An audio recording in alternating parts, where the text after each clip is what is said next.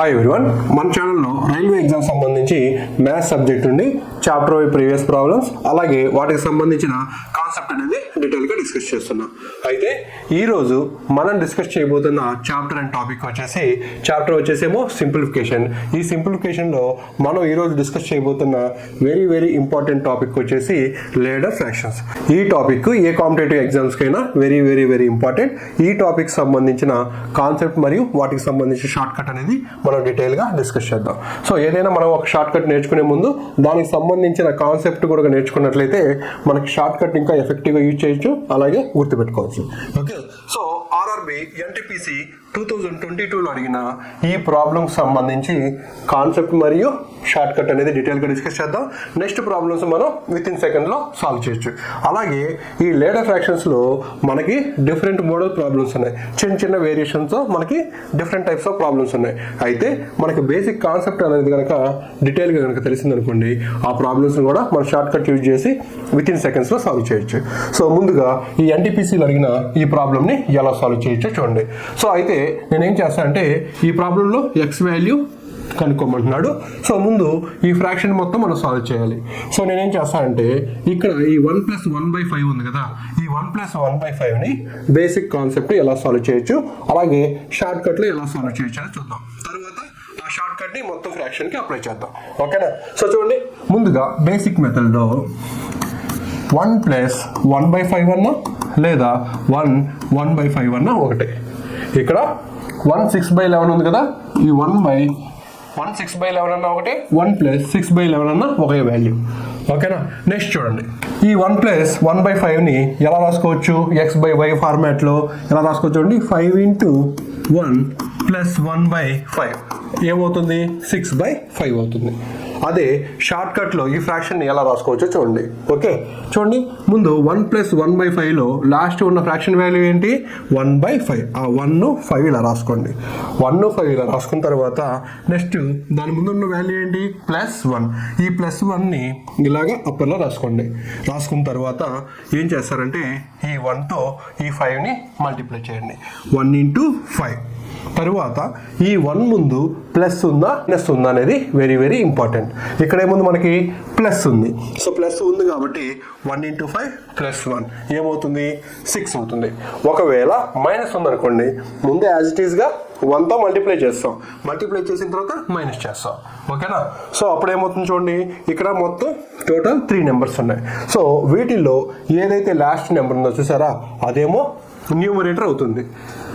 దీనికి ముందు ఉన్న వాల్యూ లాస్ట్ బిఫోర్ వాల్యూ ఏమవుతుంది? డినామినేటర్ అవుతుంది. 6/5 అవుతుంది. చూడండి, ఇది 6/5, ఇదేమో 6/5. ఇప్పుడు మనం ఏం చేద్దాం? టోటల్ ఫ్రాక్షన్కి ఈ షార్ట్ కట్ అనేది అప్లై చేద్దాం. ఓకేనా? సో ముందుగా ఏం చేయాలి? 1/5 లాస్ట్ ఫ్రాక్షన్ వాల్యూని రాసుకోవాలి. తరువాత ఇక్కడ చూడండి, x/y అనేది ఒక ఫ్రాక్షన్ అయితే ఇక్కడ ఈ బార్ చూసారా, దీన్ని హారిజాంటల్ లైన్ అంటారు, బార్ అంటారు, అలాగే వినిక్యులం అంటారు. సో దీనికి ముందు ఉన్న వాల్యూస్ చూడండి, ఇక్కడ హారిజాంటల్ లైన్స్ ఎన్ని ఉన్నాయి? మొత్తం 3 ఉన్నాయి. సో వీటికి ముందు ఎన్ని వాల్యూస్ ఉన్నాయి చూడండి? 1 1 1 టోటల్ 3 వాల్యూస్ ఉన్నాయి. అవి విత్ ప్లస్ అయితే ప్లస్ లేదా మైనస్ అయితే మైనస్ యాజ్ ఇట్ ఈస్గా రాసుకోండి. +1 +1 +1. ఓకేనా? సో ఇప్పుడు ఏం చేద్దాం? 1 × 5 తర్వాత ఏం చేయాలి? ఇక్కడ ప్లస్ ఉంది కాబట్టి ప్లస్ చేయాలి. ఓకేనా? 1 × 5 +1 6. నెక్స్ట్ చూడండి, 1 × 6 +5 11. నెక్స్ట్ చూడండి, 1 × 11 +6 17. యాక్చువల్గా మనకి ఈ వాల్యూస్ ఓన్లీ 1 ఉన్నప్పుడు మనం ఇలా మల్టిప్లై చేయాల్సిన అవసరం లేదు. ఎందుకని? 1తో ఒక వాల్యూని మల్టిప్లై చేసినప్పుడు దాని వాల్యూలో ఎటువంటి చేంజ్ ఉండదు. సో అప్పుడు ఏం చేద్దాం? డైరెక్ట్గా 1 5 అని రాసుకున్నారు కదా, 5 + 1 6, 6 + 5 11, 11 + 6 17. కాకపోతే ఇక్కడ 1 కాకుండా వేరే వాల్యూ ఏదైనా ఇచ్చినప్పుడు ఖచ్చితంగా మనం మల్టిప్లై చేయాలి. అందుకని స్టార్టింగే మీకు ఈ మెథడ్లో చెప్తున్నా. ఓకే, సో తర్వాత ఏం చేద్దాం? ఉన్న నెంబర్స్లో లాస్ట్ వాల్యూ ఏది ఉందో అదేమవుద్ది? న్యూమరేటర్ అవుతుంది, అంటే 17 అవుతుంది. అలాగే దానికి ముందు ఉన్న వాల్యూ ఏమవుతుంది? డినామినేటర్ అవుతుంది. సో 17/11 అవుతుంది. ఏది? ఈ టోటల్ వాల్యూ 17/11 అవుతుంది. ఓకే చూడండి ఈ 1/6/11 వాల్యూ కూడా ఎంతో చూద్దాం. చూడండి 11 × 1 11, 11 + 6 ఎంత 17, టోటల్ వాల్యూ ఎంత 17/11. సో ఇక్కడ 17/11, ఇది కూడా 17/11. సో 17/11 17/11 క్యాన్సిల్ అయిపోతే ఇంకెంత ఉంది 1 ఉంది. 1 = x/2. అప్పుడు x = ఏమవుతుంది 2 అవుతుంది. సో ఆన్సర్ ఏమవుతుంది బి అవుతుంది. ఓకే నెక్స్ట్ ప్రాబ్లం చూడండి. ఇది ఎన్టీపీసీ 2021లో అడుగున్నాడు ఈ ప్రాబ్లం. ఓకే సో మనం ఏం చేద్దాం, ఫస్ట్ లాస్ట్ ఉన్న ఫ్రాక్షన్ వాల్యూని తీసుకుందాం. లాస్ట్ ఉన్న ఫ్రాక్షన్ వాల్యూ ఏంటి 1 4. సో మనకి ఈ ఫ్రాక్షన్లో మొత్తం ఇన్ని హారిజాంటల్ లైన్స్ ఉన్నాయి, 1 2 3 4 ఉన్నాయి. కానీ వాటికి ఆపోజిట్ ఎన్ని వాల్యూస్ ఉన్నాయి, ఓన్లీ 3 ఉన్నాయి. అంటే ముందు ఓన్లీ 3 వరకే రాసుకుందాం. ఓకేనా, ఇది కూడా వెరీ వెరీ ఇంపార్టెంట్. +2 +3 +2. చూడండి అన్ని ప్లస్ వాల్యూస్ ఉన్నాయి.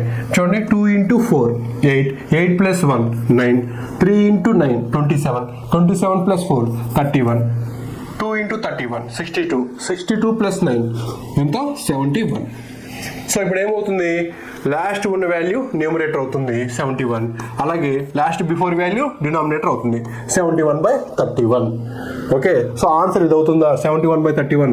అవ్వదు. ఎందుకని ఈ మొత్తం వాల్యూ దేనికి ఈక్వల్, ఇక్కడ వరకే ఈక్వల్. ఈ మొత్తం వాల్యూ ఏంటి 1 ఉంది కదా, ఈ వాల్యూ వరకే ఈక్వల్ అనమాట. ఓకే ఇప్పుడు ఏం చేయాలి మరి, 1/71/31 ఏమవుతుంది 31/71 అవుతుంది. సో ఆన్సర్ ఏమవుతుంది డి అవుతుంది. ఓకే ఇక్కడ ఎన్ని ఉన్నాయి మొత్తం మనకి హారిజాంటల్ లైన్స్, టోటల్ 4 ఉన్నాయి. కానీ మనం తీసుకున్న వాల్యూస్ ఎన్ని, ఇక్కడ 3 తీసుకున్నాం.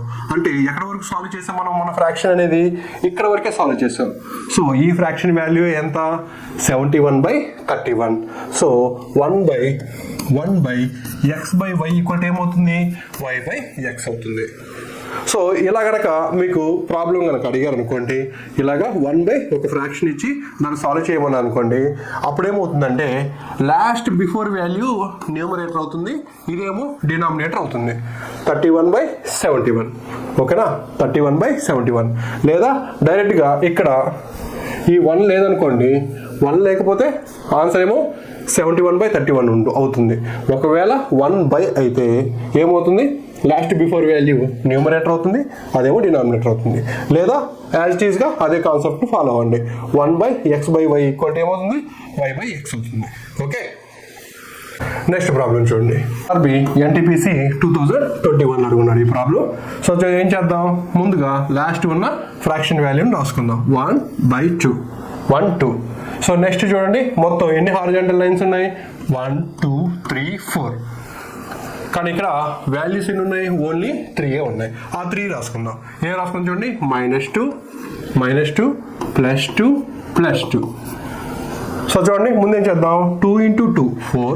నెక్స్ట్ ఏం చేద్దాం, మైనస్ చేయాలి. ఇక్కడ వాల్యూ ఏముంది మైనస్ ఉంది, 4 - 1 3. నెక్స్ట్ 3 × 2 6, 6 + 2 8. అలాగే 2 × 8 16, 16 + 3 ఏమవుతుంది 19 అవుతుంది. ఓకేనా, సో ఇప్పుడు ఈ ఫ్రాక్షన్ వాల్యూ మటుకు ఏమవుతుంది 19/8 అవుతుంది. 1/19/8 అవుతుంది. సో 1/x/y ఏమవుతుంది y/x అవుతుంది. అంటే ఇది ఏమవుతుంది 8/19 అవుతుంది. సో ఈ టోటల్ వాల్యూ ఎంత 8/19 ఇంటూ 19/8. 8 cancel, 19 cancel. ఆన్సర్ ఏమవుతుంది 1 అవుతుంది. ఓకే నెక్స్ట్ వన్ చూడండి. ఇది ఆర్ఆర్బి ఎన్టీపీసీ 2019 అడిగాడు ఈ ప్రాబ్లం. సో చూడండి ఇక్కడ ఎడిషన్ ఇచ్చాడు, ఇక్కడ ఫ్రాక్షన్స్ ఇచ్చాడు ఇండివిజువల్గా. సో చూడండి ఇక్కడ మీరు బాగా గమనించినట్లయితే ఇక్కడ 1 + 1/10 + 1/10, అలాగే 1 - 1/10 + 1/10 రెండు సేమ్ వాల్యూసే. ఓకే సో ఇక్కడ ఉంది కూడా ఎడిషనే. మల్టిప్లికేషన్ ఉంటే ఈ వాల్యూని కామన్ తీయచ్చు, ఎడిషన్ ఉంది కాబట్టి డైరెక్ట్గా ఇది క్యాన్సిల్ అయిపోతుంది. సో ఇంక వాల్యూస్ ఏమున్నాయి, 1 + 1 ఎంత అవుతుంది 2 అవుతుంది. దీన్ని మొత్తం సింప్లిఫై చేయాల్సిన అవసరం లేదు, ఎందుకని ఇదంతా ఎక్స్ అనుకుంటే ఇక్కడ ఎక్స్ వాల్యూ, ఇక్కడ ఎక్స్ వాల్యూ రెండు సేమే కాబట్టి రెండు క్యాన్సిల్ చేసేసారు. ఓకే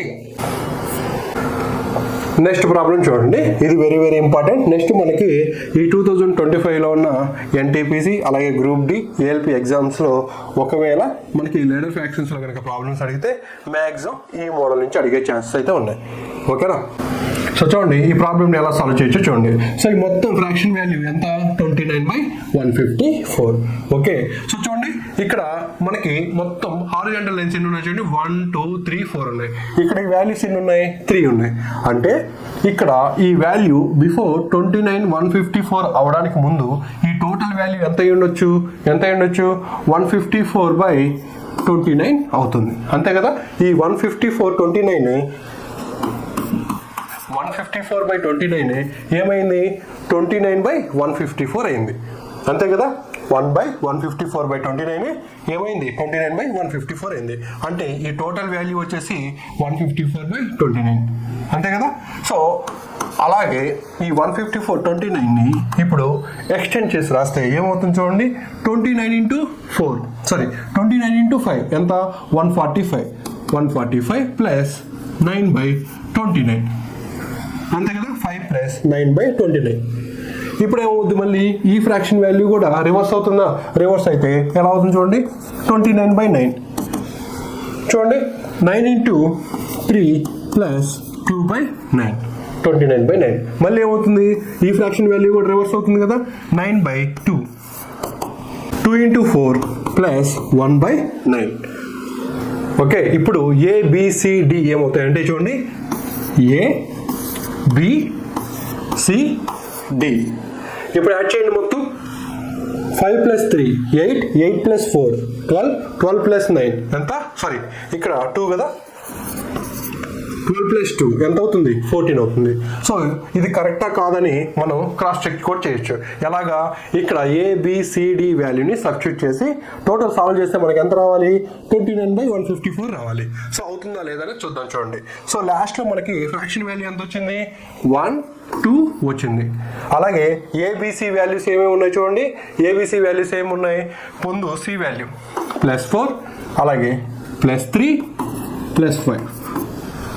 ఇప్పుడు చూడండి 4 × 2 8, 8 + 1 9, 9 × 3 27, 27 + 2 29. అలాగే 29 × 5 ఎంత? 145, 145 + 9 154. సో లాస్ట్ వాల్యూ ఏమవుతుంది? న్యూమరేటర్ అవుతుంది, బిఫోర్ వాల్యూ డినామినేటర్ అవుతుంది, 154/29. సో ఈ టోటల్ వాల్యూ ఎంత? 154/29 కదా.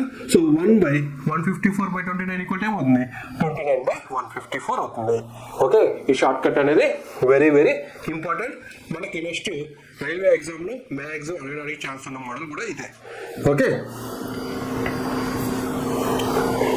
నెక్స్ట్ ప్రాబ్లం చూడండి, ప్రీవియస్ మోడలే కాకపోతే ఇక్కడ A2B 3C ఇలా ఉంది.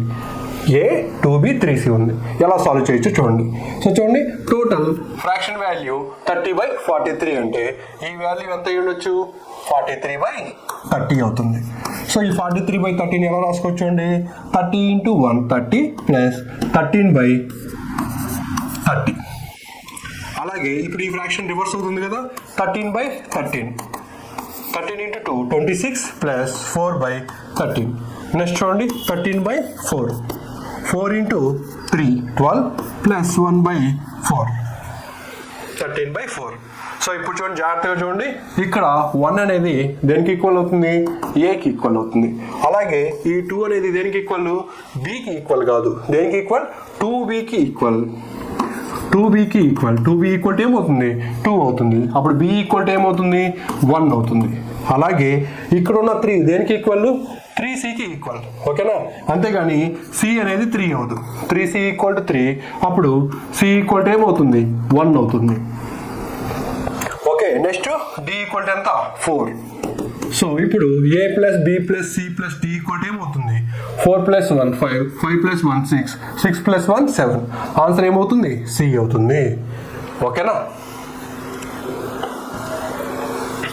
నెక్స్ట్ ప్రాబ్లం చూడండి, ఇది SSC CGL టైర్ 2 అడుగున్నారు. ఈ ప్రాబ్లము తెలుసు మనకి.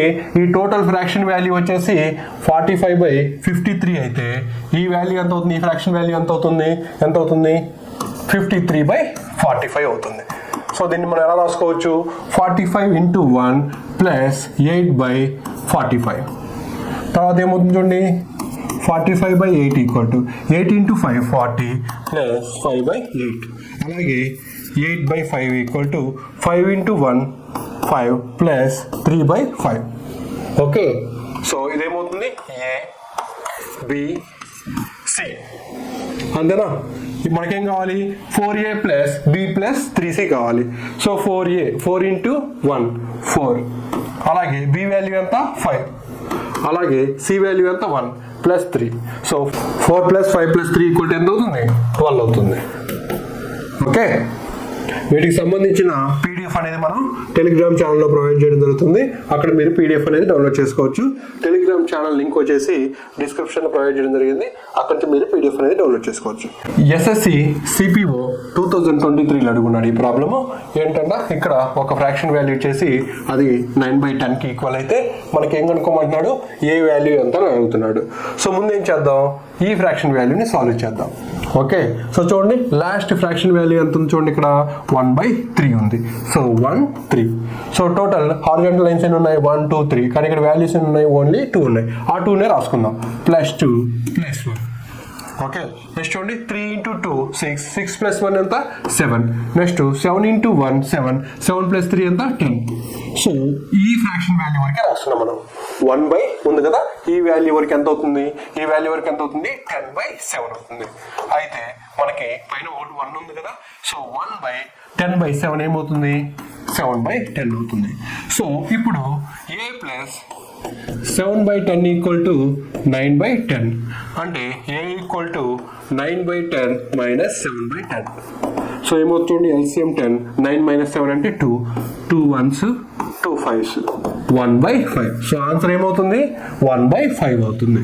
సో ఈ సింప్లిఫికేషన్ చాప్టర్ సంబంధించి మనకి లేడర్ ఫ్రాక్షన్స్ అనే టాపిక్ సంబంధించి కాన్సెప్ట్ మరియు రైల్వే ఎగ్జామ్ సంబంధించిన ప్రీవియస్ ప్రాబ్లమ్స్, అలాగే ఎస్ఎస్సి ఎగ్జామ్స్లో అడిగిన కొన్ని ప్రీవియస్ ప్రాబ్లమ్స్ డీటెయిల్గా డిస్కస్ చేయడం జరిగింది. అలాగే వాటికి సంబంధించిన కాన్సెప్ట్ అనేది కూడా మనం డీటెయిల్గా డిస్కస్ చేయడం జరిగింది. అయితే మీలో ఎవరైతే ఈ వీడియో చూస్తున్నారో వాళ్ళకి కనుక మన ఎక్స్ప్లెనేషన్ వచ్చినట్లయితే ఖచ్చితంగా వీడియో లైక్ చేయండి. ఎవరైనా కొత్త వాళ్ళు ఉంటే ఖచ్చితంగా మన ఛానల్ సబ్స్క్రైబ్ చేసుకోండి. దానివల్ల ఎవరైతే రైల్వే ఎగ్జామ్స్కి ప్రిపేర్ అవుతున్నారో వాళ్ళకి ఖచ్చితంగా మన వీడియో అనేది రీచ్ అవుతుంది. వాళ్ళకి ఖచ్చితంగా చాలా చాలా హెల్ప్ఫుల్ అవుతుంది. నెక్స్ట్ మనం ఈ సింప్లిఫికేషన్ చాప్టర్ నుండే ఇంకొక వెరీ వెరీ ఇంపార్టెంట్ టాపిక్ సంబంధించిన కాన్సెప్ట్ మరియు ప్రీవియస్ ప్రాబ్లమ్స్, అలాగే వాటికి సంబంధించిన పీడిఎఫ్తో కలుద్దాం. ఓకేనా, బాయ్.